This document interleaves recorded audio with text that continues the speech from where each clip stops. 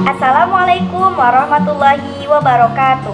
Kembali lagi bersama saya Syifa Ainur Rahmah dari Fakultas Pendidikan Guru Anak Usia Dini Universitas Pancasakti Bekasi. Baik teman-teman, di sini saya akan membahas mengenai apa yang saya sudah dapatkan dari webinar Emotional Intelligence yang berjudul Pentingnya Emotional Intelligence dan Multiple Intelligence, dengan narasumber Profesor Mimi Fitriana Zaini, MH, PSY, PhD, yang diselenggarakan oleh Universitas Pancasakti Bekasi. Baik teman-teman, di sini saya akan membahas mengenai emotional intelligence atau yang disebut dengan kecerdasan emosional. Nah, kecerdasan emosional tersebut artinya kemampuan untuk mengenali dan memahami emosi diri kita sendiri dan memahami emosi orang lain, serta kemampuan kita untuk menggunakan kesadaran atau mengelola perilaku dan hubungan Anda. Dalam kecerdasan emosional intelligence ini, ada 4 skill atau 4 kemampuan dalam kecerdasan emosional. Nah, kecerdasan emosional ini dikemukakan oleh Goleman 2011 silam.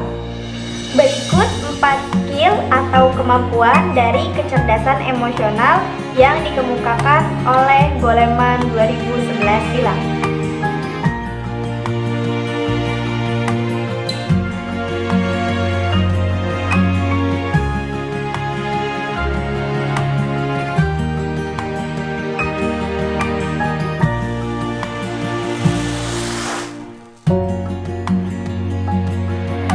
Baik teman-teman, jadi kesimpulan dari 4 kemampuan atau 4 skill dari emotional intelligence yang dikemukakan oleh Goleman 2011 silam mengenai 1. Self-awareness atau yang disebut dengan kesadaran diri. Jadi, jika kita sudah memahami emosi diri kita, maka kita akan memahami emosi orang lain.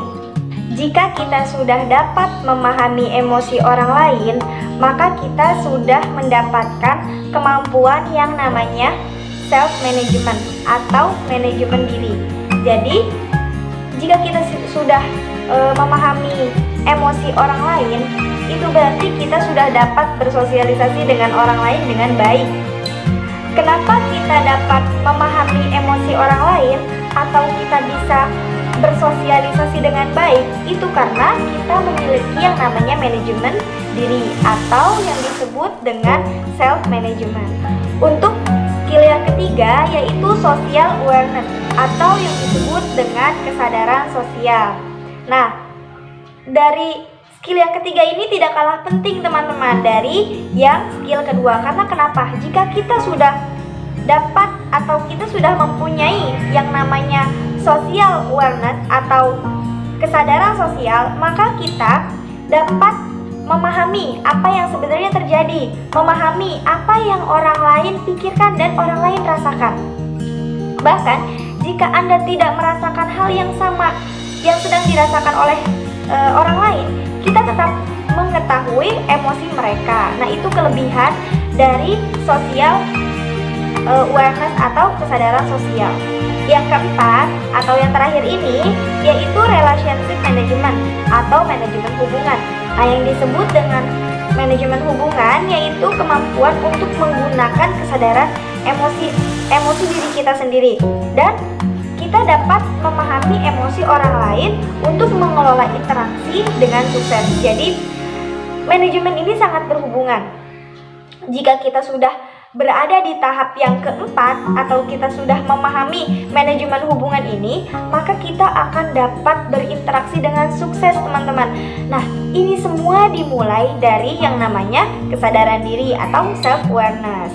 Nah, jadi kita harus bisa memahami diri kita sendiri terlebih dahulu. Karena jika kita sudah dapat memahami diri kita sendiri, maka kita akan dapat bersosialisasi dengan baik, maka kita akan dapat memahami emosi orang lain. Jadi, manajemen hubungan ini sangat bermanfaat untuk kita dapat bersosialisasi dengan baik.